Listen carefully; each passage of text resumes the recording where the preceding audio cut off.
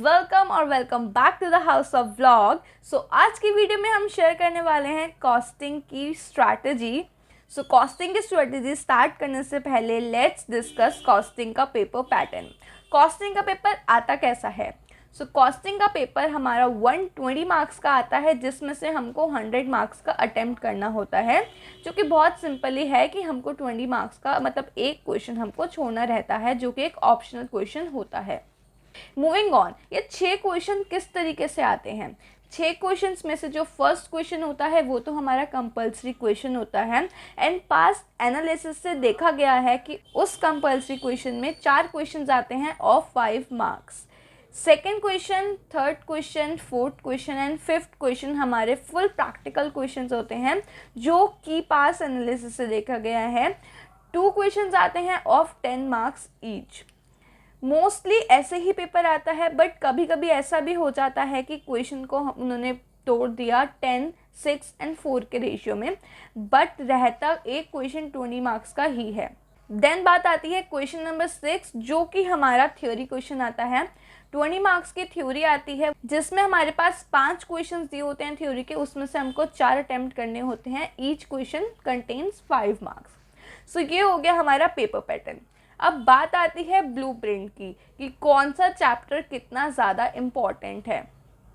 Costing में बात करें तो हर चैप्टर या तो 5 नंबर का आ सकता है या फिर 10 नंबर का आ सकता है, क्योंकि क्वेश्चन ही हमारे 5 और 10 नंबर के आ रहे हैं। ठीक है, बाकी बात रही मोस्ट इम्पॉर्टेंट चैप्टर्स की, तो इतना ज़्यादा हाइप है 2 चैप्टर्स का कॉस्टिंग में, जो कि है हमारे मार्जिनल और स्टैंडर्ड। ये दोनों चैप्टर्स हमारे मोस्ट इम्पॉर्टेंट है, और इनमें से भी मैं कहूँगी स्टैंडर्ड जो है वो सबसे ज़्यादा इम्पॉर्टेंट हमारा चैप्टर बोला जाता है। हालांकि ये 10 मार्क्स का ही आता है, बट इसको द मोस्ट इम्पॉर्टेंट क्वेश्चन बोला जाता है, क्योंकि ये हमेशा ही 10 नंबर में आता है। अब बात आती है how to prepare costing. Costing में हमको सबसे ज़्यादा डर लगता है, क्योंकि कॉस्टिंग एक ऐसा सब्जेक्ट है ना जिसमें हर question contains a different logic. बहुत वास्ट है, इसलिए हमको डर लगता है कि कौन सा क्वेश्चन कैसे में आ जाएगा, तो ये चीज़ हम कैसे सॉल्व कर पाएंगे। वैसे तो पेपर बहुत ही ज़्यादा अनप्रिडिक्टेबल होता है। अगर आपने प्रीवियस में 23 का अटैम्प्ट देखा होगा, उसमें कॉस्टिंग का पेपर बहुत नेक्स्ट लेवल आया था। वो वही सॉल्व कर सकते थे जिनका कॉन्सेप्ट क्लियरिटी हद से ज़्यादा अच्छी थी, क्योंकि क्वेश्चंस बहुत ज़्यादा कॉन्सेप्चुअल आए थे। बाकी अगर प्रीवियस अटैम्प्ट से देखा जाए, जैसे नवंबर 22 का अटैम्प्ट देखा जाए, वो बहुत अच्छा अटैम्प्ट बोलूँगी मैं, क्योंकि उसमें कॉस्टिंग का पेपर बहुत ज़्यादा ही अच्छा आया था। जो प्रीवियस एनालिसिस से बोला जाता है ना, मोस्टली कॉस्टिंग का paper come from study material. Study material के ही क्वेश्चंस रिपीट होते हैं। स्टडी मटेरियल, आरटीपी, एमटीपी, इन तीनों के क्वेश्चंस हद से ज़्यादा रिपीट होते हैं। नाम बदल जाता है एंड वो अमाउंट बदल जाता है, but logic and concept of solving वही रहता है। काफ़ी ज़्यादा बोला जाता है कि इन तीनों को करके ही जाना चाहिए, but I am clarifying here, मैं ये नहीं कह रही हूँ कि इन तीनों को ही करके जाओ। प्रीवियस क्वेश्चंस करो, सबसे ज़्यादा तो अपने कॉन्सेप्ट पे क्लियरिटी रखो, बट इफ़ मैं स्ट्रैटेजी बता रही हूँ टू क्लियर, तो इन तीनों को कर लोगे ना, so you are good to go. अच्छे से कर सकते हैं हम क्लियर इन तीनों के साथ। एंड अगर टाइम बचता है तो you must do past year questions, क्योंकि पॉसिबिलिटी है कि वो रिपीट हो जाएं।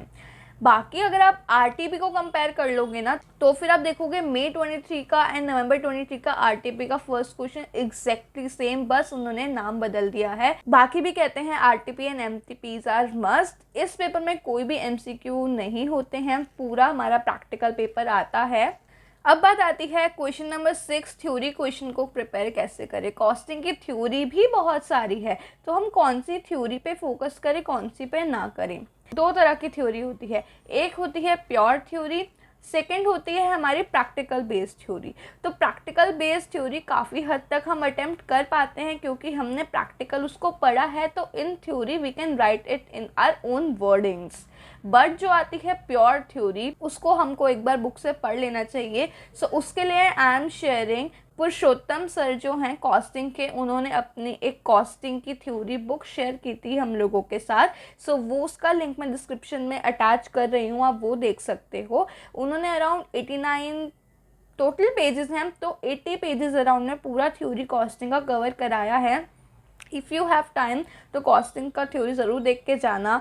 इन केस हो जाता है ना कभी कभी हमको 2 क्वेश्चंस में बहुत ज़्यादा डाउट है, तो फिर हमको थ्योरी के लिए ज़रूर से जाना चाहिए, क्योंकि ना आते हुए क्वेश्चन से ज़्यादा चांसेस है कि हम थ्योरी में मार्क्स गेन कर सकें। बाकी बात रहती है कि कॉस्टिंग में सर हमको फॉर्मूलाज लर्न नहीं होते हैं, फॉर्मूलाज हम बार बार भूल जाते हैं, specially for standard and marginal. So उसके लिए अगेन पुरुषोत्तम सर ने फॉर्मूला शीट शेयर की हुई है, सो उसको भी मैं डिस्क्रिप्शन में शेयर कर दूंगी, आप उससे फ़ायदा उठा सकते हो। बार बार फॉर्मूलाज को देखोगे ज़्यादा रिटेन करेंगे। बाकी आई सजेस्ट कि जितना ज़्यादा क्वेश्चन सॉल्विंग करोगे उतना ज़्यादा फॉर्मूलाज खुद रिटेन होते रहेंगे। इट्स जस्ट लाइक कि लास्ट में वनडे रिवीजन के टाइम पे हमने उसको अच्छे से नज़र मार ली कि हाँ हाथ रख के कि हमको एक फॉर्मूलाज आते हैं कि नहीं आते हैं।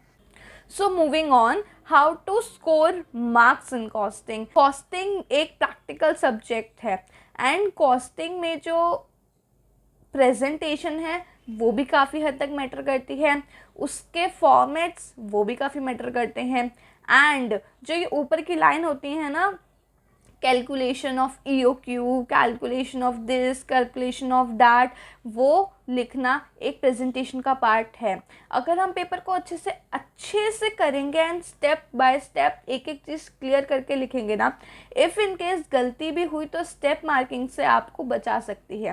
प्रैक्टिकल सब्जेक्ट में सबसे अच्छी चीज़ यही होती है कि उसमें स्टेप मार्किंग होती है, एंड स्टेप मार्किंग हद से ज़्यादा यूज़फुल रहती है, हेल्पफुल रहती है हम लोगों के लिए जब पेपर हमको नहीं आ रहा होता है।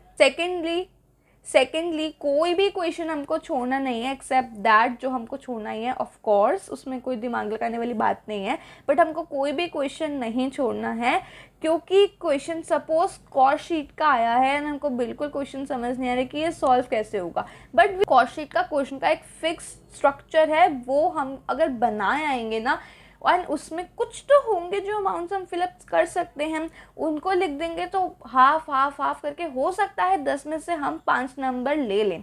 जो ट्रिकी पॉइंट होता है ना वो 2-3 नंबर का होता है, लेकिन बाकी इजीली जो हम लिख के ले सकते हैं नंबर, उनको नहीं छोड़ना चाहिए। मैं ये नहीं कह रही कि मिलेंगे ही मिलेंगे, but these are tricks to pass कि हम कैसे नंबर्स को जेब में करें। नाउ बात आती है कि हम पेपर सॉल्व कैसे करें। सो आई विल सजेस्ट, जैसे ही तुमको पेपर मिलेगा, ऑफ कोर्स मैं हमेशा कहती हूँ कि पेपर पलटो, पीछे से पढ़ना शुरू करो। इसमें भी यही कहूँगी कि पेपर पलटो, पीछे से पढ़ना शुरू करो एंड क्वेश्चन की लास्ट लाइन पढ़ो कि ये क्वेश्चन आया किस चैप्टर से है, एंड उसको मार्क कर लो। तुमने अगर कोई चैप्टर छोड़ा है तो यू नो वेरी वेल कि कौन से क्वेश्चन को हमको छोड़ना है। बाकी फटाफट ये पता लगाते हुए कि कौन सा क्वेश्चन किस चैप्टर से आया है, आप आगे बढ़ोगे फर्स्ट क्वेश्चन पे। यस, हर पेपर की स्ट्रैटेजी में बोलती हूँ फर्स्ट क्वेश्चन को छूना भी मत 15 मिनट में, बट इसमें मैं बोलूँगी कि 15 मिनट्स में जो है आप फर्स्ट क्वेश्चन को अच्छे से निचोड़ के पढ़ डालो, इतना पढ़ डालो कि मतलब आप सॉल्व वहीं पे हल्का हल्का सा कर लो, जिससे आंसर शीट मिलते ही विद इन 30 मिनट्स आप पूरा फर्स्ट क्वेश्चन कंप्लीट कर लो। 30 मिनट्स में 20 मार्क्स गेन करने के बाद नेक्स्ट लेवल कॉन्फिडेंस होगा, बहुत अच्छा लगेगा, एक माइंड में सुकून पड़ जाएगा, क्योंकि फर्स्ट क्वेश्चन मोस्टली देखा गया ईजी आता है।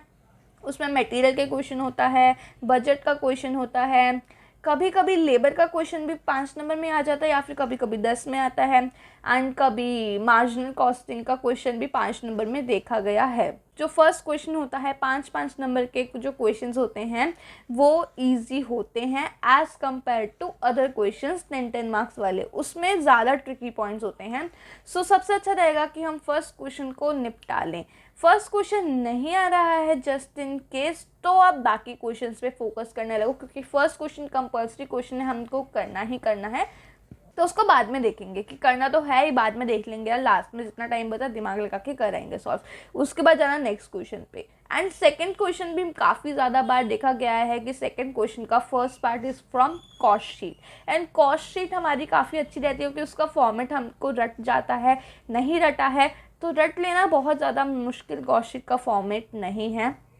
वो बनाओ, सॉल्व करना स्टार्ट करो, कुछ ट्रिकी पॉइंट हो भी नहीं आ रहा है तो छोड़ दो एंड मूव ऑन।